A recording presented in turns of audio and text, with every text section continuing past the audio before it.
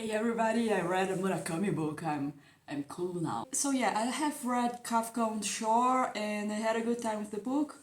Generally speaking, it was kind of an easy read because it's not a technically hard book. It's actually pretty easy. The vocabulary is easy and all the scenes have action going on and stuff happening. It's very unlikely that you will get bored. With that being said, I cannot say that it's really a read for everyone and that it's very accessible. There's a lot of weird shit going on. I probably in academia, literary circles, there's a fancy way to say that, but this is YouTube, right? The premise of the book is that there's like a young boy that we don't know the name but goes by Kafka, and there's this prophecy that he's going to kill his dad and fuck his mom and his sister for a good measure. And well, how do I say this? It's more direct than the original prophecy, with Oedipus, because didn't know who his biological dad and mom are. Well,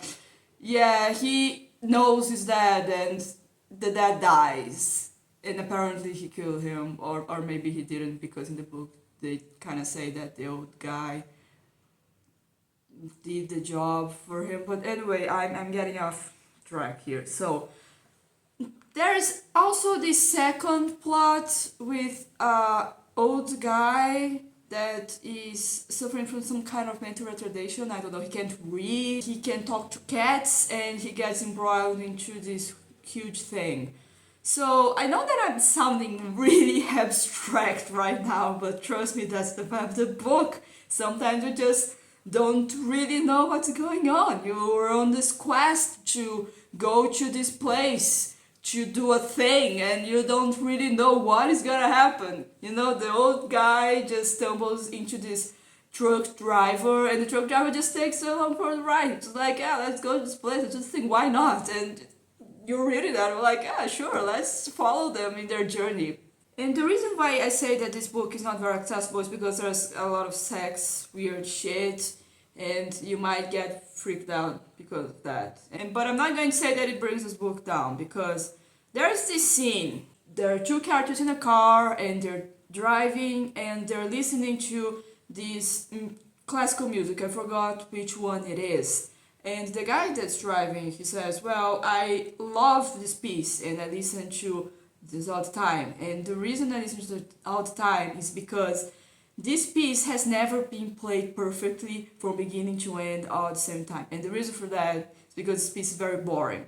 It's just really boring to play. So every pianist that does this always adds their flourishes because it's too boring. So they add their own touches, their own characteristics. So I love listening to them play and adding their own shit. And well, that's kind of what the book is, really. I mean, there's probably like a story you could have told without the weird mom sex shit, but would it be better? Would it be more interesting? I mean, probably not.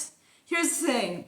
When you're talking about literature, when you talk about books, you need to remember that the most important thing about this medium and the reason why it's so good is because it's the most indie art medium to ever exist. Because you don't need to know how to code, to know how to play instruments or write songs. You don't need to know how to operate a camera. All you need is paper and a pen and know how to write. And that's why you get so many fucked up people writing so many fucked up shit. And if you're into art, and if you're into other people's experiences and how they perceive the world, then you are a good reader.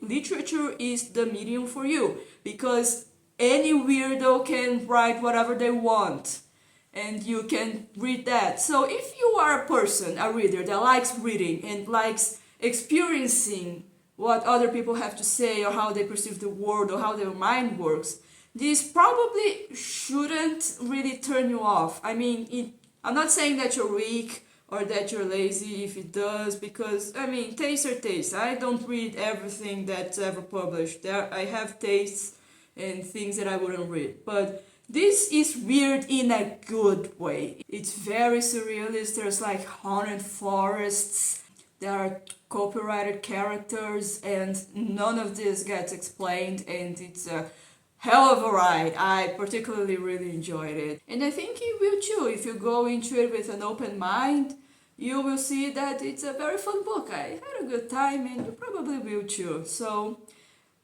I do recommend it. I do think it's a positive, and see you next time.